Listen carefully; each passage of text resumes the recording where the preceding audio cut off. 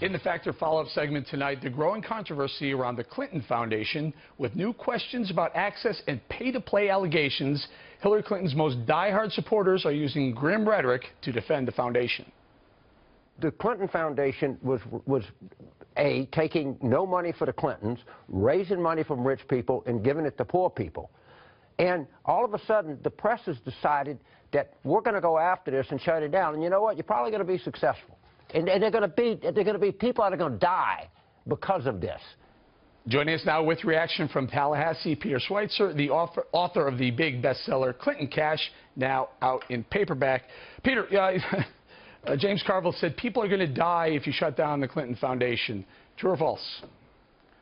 Well, I mean, James Carville, with all due respect, doesn't know what the Clinton Foundation does. First of all, it doesn't give money to poor people. It gives money to highly paid consultants who are on the Clinton Foundation payroll. Second of all, his claim that the money doesn't go to the Clintons, it does, indirectly. I mean, Bill Clinton wrote a book called Giving a few years ago, which was about the Clinton Foundation. He took the advance, which was about $1 million, for himself personally. And third, to the point that people are going to die, that is ridiculous.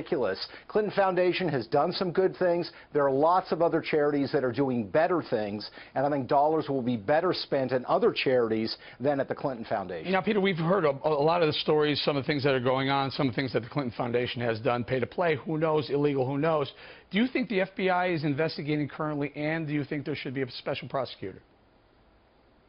Well, I don't know the exact status of what the FBI is doing now. I will say that earlier this year, at their request, I sat down with two people from the Bureau to talk about some things related to the Clinton Foundation, specifically things that were in Clinton Cash.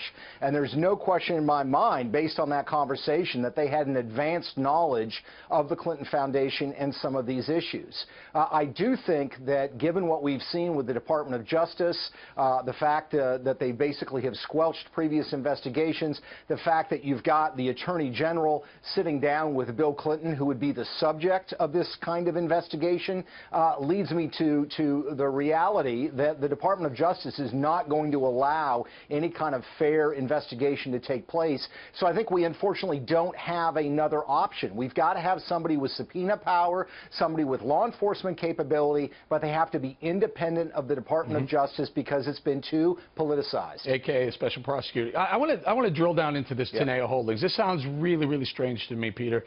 Shadowy consulting firm, almost like a broker. They were setting up deals for Bill Clinton's speeches, which happened to, the value, the price of his speech skyrocketed under Hillary Clinton's State Department.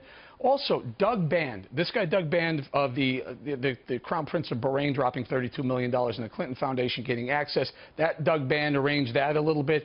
Huma Abedin had ties to both Hillary Clinton's State Department and Teneo Holdings. And Bill Clinton was a top paid advisor to Teneo. What's this group Teneo Holdings all about? Well, it's a great question, Eric, and there's a lot of mystery there because unlike the Clinton Foundation that, of course, has to file tax filings, 990s with the federal government, Teneo is a privately held consulting firm. And what we know is, like the Clinton Foundation and the State Department, there was this massive blurring of lines between the two.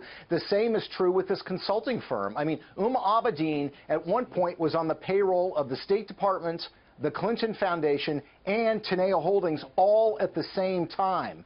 Doug Band, who is connected to the Clinton Foundation, helped set up Teneo, which of course puts Bill Clinton on the payroll. So it's all a mishmash. The reason we have ethical rules and laws to create clear lines is precisely to avoid conflicts of interest and corruption. And this is precisely what the Clintons did, is they blurred the lines where there are supposed to be clear lines. You know, corporations sometimes do that. They'll take a holding company, they'll throw it off overseas and do business through that, so it kind of shields the business from the American and the SEC. In fact, Teneo, is this a similar example of this? I mean, they're literally selling access through Teneo of Bill Clinton and Hillary Clinton. Yeah, and what I would ask people to do, Eric, is go look at their website. I mean, the website for this consulting firm is we open doors, we help get access, we help make things happen. And where are they set up? They are set up in political capitals around the world, and it is populated not so much with entrepreneurs and businessmen, but with ex-government officials that have relationships in their relative countries. Yeah, so it's a classic example of influence. We got to go, but I find it wildly interesting that they started doing business, not when they were founded, but when they started doing business, 2009. Guess what year Hillary Clinton started being the Secretary of State? 2009. Peter Schweitzer, thank you very much.